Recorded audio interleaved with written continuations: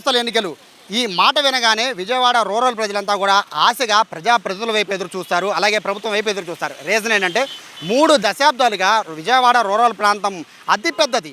Greater Vijayawada చేయమని, విజయవాడలో కలిపేయమని చెప్పి 75 గ్రామ పంచాయతీలు నెత్తి నోరు కొట్టుకొని వేడుకుంటున్నా కూడా ఇప్పటివరకు కూడా అటువంటి చర్యల దిశగా ప్రభుత్వం కదలా. కానీ మొట్టమొదటిసారిగా ఇప్పుడు అంటే ప్రస్తుతానికి విజయవాడ ఎంపీ కేసినేని శివనాథ్ సీఎంతో మాట్లాడడం, సీఎం కూడా రాజమండ్రి, తిరుపతి, విజయవాడను కూడా గ్రేటర్ చేద్దామని చెప్పడంతో ఇప్పుడు రాబోయే స్థానిక సంస్థల ఎన్నికలు గ్రేటర్ విజయవాడ ద్వారా వెళ్తాయా, లేదా పెంచిన ప్రస్తుతానికి డివిజన్లు 64 డివిజన్ల నుంచి 86 డివిజన్లు చేశారు, అంటే 22 డివిజన్లు పెంచారు. 22 డివిజన్లతోనే గ్రేటర్ లేకుండా వెళ్తాయా అనేది ఇప్పుడు పెద్ద క్వశ్చన్ మార్క్గా మారిపోయిన నేపథ్యంలో విజయవాడ ప్రజల ఆకాంక్ష గ్రేటర్ విజయవాడ. దాదాపుగా ప్రతి 5 సంవత్సరాలకు ఒకసారి కార్పొరేషన్ ఎన్నికలు జరిగిన ప్రతి 5 సంవత్సరాలకు ఒక్కసారి విజయవాడ రూరల్ ప్రజలంతా కూడా మమ్మల్ని విజయవాడలో కలిపేయండి మహాప్రభు అని నెత్తి నోరు కొట్టుకుని వాళ్ళని బ్రతిమలాడుతున్నా కూడా చిన్న చిన్న కారణాలు చూపించి దాటవేస్తూ వచ్చిన ఈ నేపథ్యంలో ఇప్పుడు అలా కాదు, పూర్తిగా గ్రేటర్ అయిపోతుందని ప్రభుత్వం భరోసా ఇస్తుంది. కానీ ఎన్నికలు సెప్టెంబర్ నుంచి అక్టోబర్ మధ్యలో ఉంటాయని చెప్తున్న నేపథ్యంలో ఒకవేళ ఎన్నికలు జరిగే పరిస్థితి ఉంటే ఈలోపు గ్రేటర్ విజయవాడ అయిపోతుందా? ఒక పక్క జనగణన జరుగుతోంది, ఇది కూడా ప్రధాన అడ్డంకిగా మారుతున్న నేపథ్యంలో గ్రేటర్ విజయవాడ జరుగుతుందా? గ్రేటర్ విజయవాడ జరిగాక ఎలక్షన్కి వెళ్తారా? ఈ క్వశ్చన్ మార్కులన్నీ కూడా ఇప్పుడు విజయవాడ రూరల్ ప్రజల్ని తోల్చివేస్తున్నాయి. ప్రస్తుతానికైతే విజయవాడ కార్పొరేషన్ వరకు కూడా విజయవాడ చదరపు అంటే విజయవాడ విస్తీర్ణం ఎంత ఉంది అంటే దాదాపుగా ఒక 68 చదరపు కిలోమీటర్ల విస్తీర్ణం మాత్రం ప్రస్తుతం ఉంది. అంటే చాలా చిన్నది మాత్రమే, విజయవాడ కార్పొరేషన్ చాలా చిన్నది మాత్రమే. దీన్ని గ్రేటర్ విజయవాడ చేయాలంటే దాదాపు 10 రెట్లు చదరపు కిలోమీటర్లు, అంటే దాదాపుగా 68 నుంచి దాదాపు 650 చదరపు కిలోమీటర్ల వరకు కూడా హ్యూజ్గా విజయవాడ అనేది పెరిగిపోతుంది. అంటే మీకు సింపుల్గా చెప్పాలంటే ఇటు ఇబ్రహీంపట్నం నుంచి మొదలు పెట్టుకొని దాదాపుగా ఇటు పెనమలూరు వరకు, మరోవైపు అటువైపు ఆగిరిపల్లి వైపు కూడా ఈ 3 పాయింట్లు ఉంటాయి విజయవాడకి. సో విజయవాడ దాటాక కృష్ణా నది ఉండి కృష్ణాది పక్కన గుంటూరు వెళ్ళిపోతుంది. కాబట్టి విజయవాడ పెరగాలంటే ఇబ్రహీంపట్నం నుంచి విజయవాడలో కలవాలి, అలాగే ఇటు పెనమలూరు నుంచి ఇటు విజయవాడలో కలవాల్సి ఉంటుంది, మరోవైపు ఆగిరిపల్లి నుంచి కూడా విజయవాడలో కలవాల్సి ఉంటుంది. సో ఈ దాదాపుగా 75 గ్రామ పంచాయతీలు ఉన్నాయి. ఈ 75 గ్రామ పంచాయతీలు కూడా విజయవాడలో కలవాలని చెప్పి ప్రతి ఎలక్షన్ అప్పుడు కూడా ప్రజాప్రతినిధులు కోరుకుంటున్నారు. లాస్ట్ టైం అయితే అంటే ఇదే TDP government last time file ముందుకు కదిలింది, కానీ అది కోర్టులో ఉండడంతో అంశం అనేది మరుగున పడిపోయింది. బట్ ఇప్పుడు మళ్ళీ వచ్చింది. సో ఇప్పుడు గ్రామ పంచాయతీలని విలీనానికి సంబంధించి ఇప్పటికే అధికారులు అందరూ కూడా దానికి సమాయత్తం అయిపోతున్నారు. ప్రజల దగ్గర నుంచి కూడా సూచనలు తీసుకుంటున్నారు. అంటే ఎవరైనా విల్లింగ్ ఉన్నారా లేదా అబ్జెక్షన్ ఉన్నాయని ప్రజల దగ్గర నుంచి కూడా సలహాలు సూచనలు తీసుకుంటున్న నేపథ్యంలో ప్రస్తుతం విజయవాడ విస్తీర్ణం ఎట్లా ఉంది అనేది ఒకసారి మనం గమనిద్దాం. అయితే ప్రస్తుతానికైతే అంటే దాదాపు 75 గ్రామ పంచాయతీలు అనేది విలీనం అనేది పక్కన పెడితే ప్రస్తుతానికైతే ఒకవేళ కనుక గ్రేటర్ విజయవాడ అయితే ఇప్పటివరకు కూడా 64 డివిజన్లు ఉన్నాయి. 64 నుంచి 86 అనేది కొత్త జీవోలు వచ్చింది. అంటే రేపొద్దున గ్రేటర్ అవ్వకపోతే 86 డివిజన్లకి కార్పొరేషన్కి ఎన్నికలు జరుగుతాయి.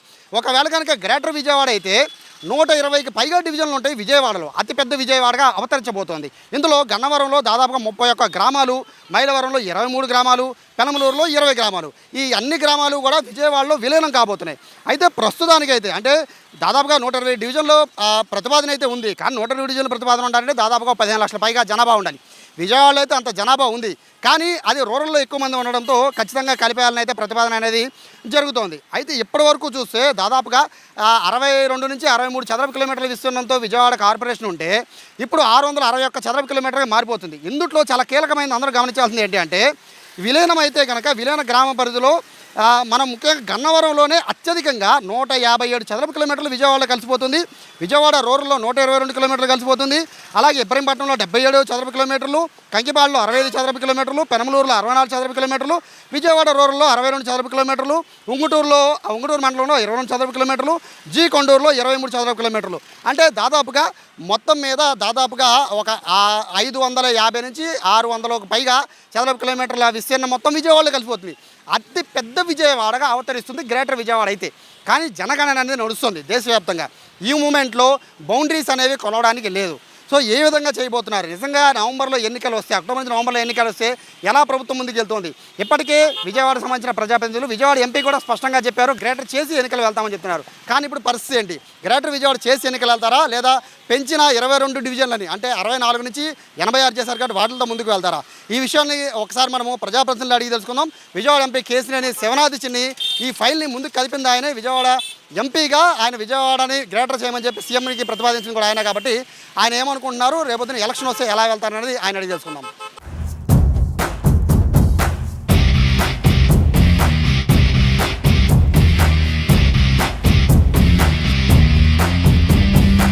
75 గ్రామ ప్రజల అభీష్టం మేరకు ఇప్పటికే అనేక సార్లు ఇప్పుడున్న ప్రభుత్వం మాట ఇచ్చింది, ఖచ్చితంగా గ్రేటర్ విజయవాడలో అందరినీ కూడా కలుపుతామని చెప్పింది. అయితే ఇది ఎంతవరకు ముందుకు వెళ్తుంది అని చెప్పగలిగే వ్యక్తి ప్రస్తుతం విజయవాడ ఎంపీ కేశినేని చిన్ని గారు. సార్, ప్రతి 5 ఏళ్ళకి ఒకసారి ప్రజాప్రతినిధుల దగ్గరికి జనాలు వెళ్ళడం, సార్ మమ్మల్ని గ్రేటర్లో కలిపేయండి అని అడగడం, అది మళ్ళీ దాటేయడం, చివరి అవకాశంగా జనాలు చూస్తున్నారు సార్. ఈసారి కూడా అవుతుంది, ఎప్పుడు అవుతుందని ఫీలింగ్లో ఉన్నారు. మీరేం చెప్తారు సార్? సీఎం గారితో స్వయంగా మాట్లాడింది మీరు ఒక్కళ్ళే, గ్రేటర్లో కలిపేయండి 75 గ్రామాలని. కళ నిజం అవుతుందా అవదా? ఎన్నో సంవత్సరాల విజయవాడ నగర ప్రజల యొక్క బలమైన ఆకాంక్ష, సెంటిమెంటు అయిన గ్రేటర్ విజయవాడ త్వరలో ముఖ్యమంత్రి వర్యుల దృష్టికి తీసుకెళ్ళాం. మీరు చూస్తే ఈ కళ 2004 నుంచి ఎన్నో గ్రామాలు మమ్మల్ని గ్రేటర్లో కలపండి, మాకు కనీస వసతులు లేవని అప్పుడున్న ప్రభుత్వాలకి మొత్తుకున్నాయి. కానీ మీరు చూస్తే ఆ సమయంలో ఏ సమయంలో కూడా మేము ప్రభుత్వంలో అధికారంలో లేము.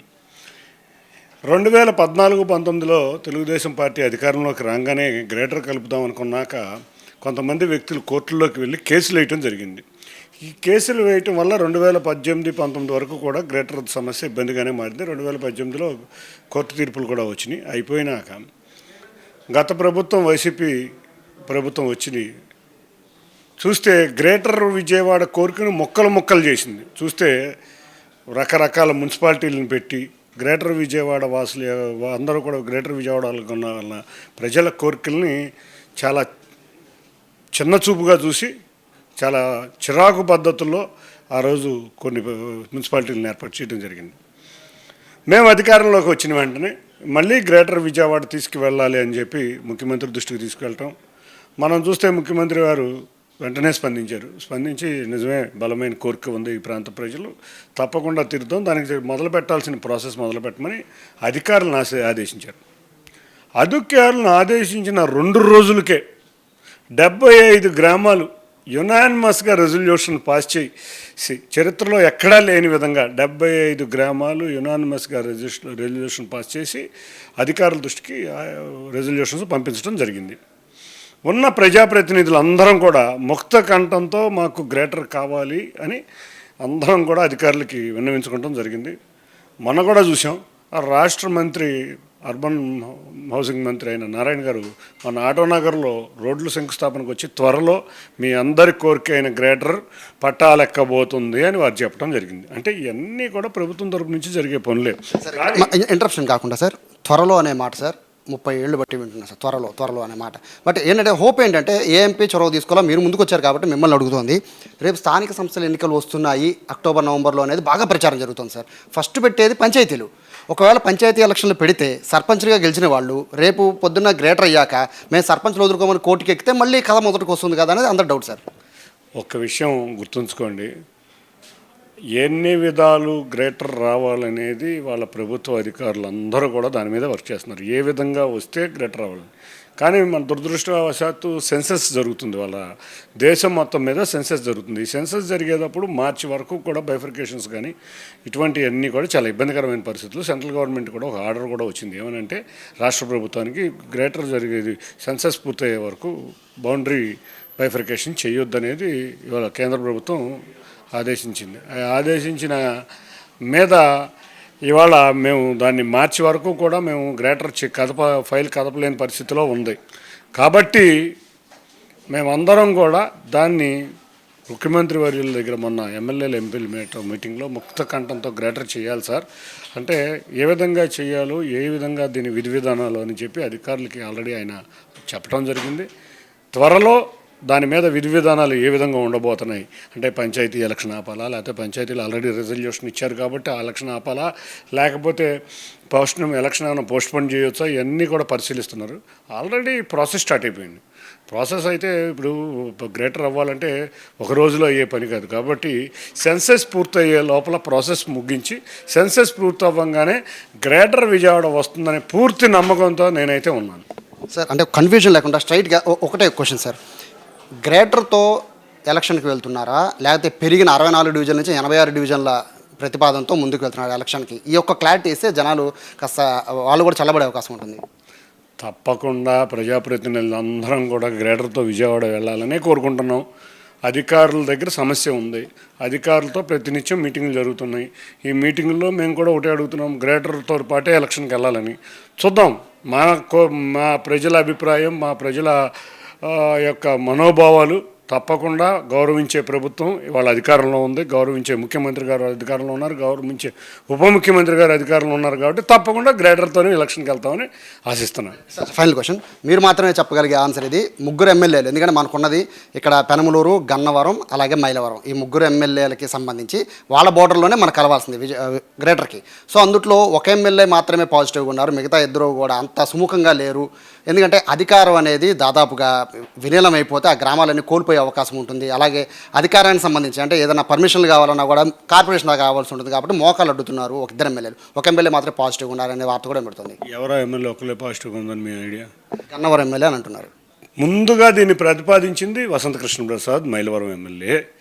దాన్ని గట్టిగా బలిచిపరిచిన వ్యక్తి గన్నవరం ఎమ్మెల్యే యార్లగడ్డ వెంకట్రావు.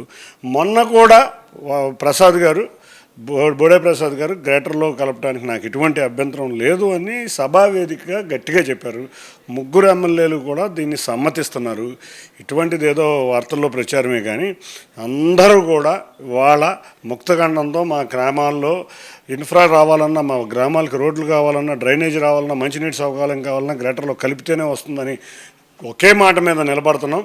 మీకు చెప్పిన ఇవన్నీ కూడా ఎవరు నమ్మాల్సింది లేదు. అందరూ కూడా ముక్తకంఠంతో ముందు లెటర్లే ఇచ్చింది. మీరు చెప్పిన వసంతకృష్ణ ప్రసాద్ గారు 100 లెటర్ ఇచ్చారు. మొన్న లాస్ట్గా కూడా నారాయణ గారు సభలో ప్రకటించినప్పుడు కూడా ప్రసాద్ గారు ఉన్నాడు, తప్పకుండా గ్రేటర్ కావాలని వారు కూడా కోరటం జరిగింది. ఫైనల్గా అయితే గ్రేటర్తోనే ఎలక్షన్కి వెళ్తారు.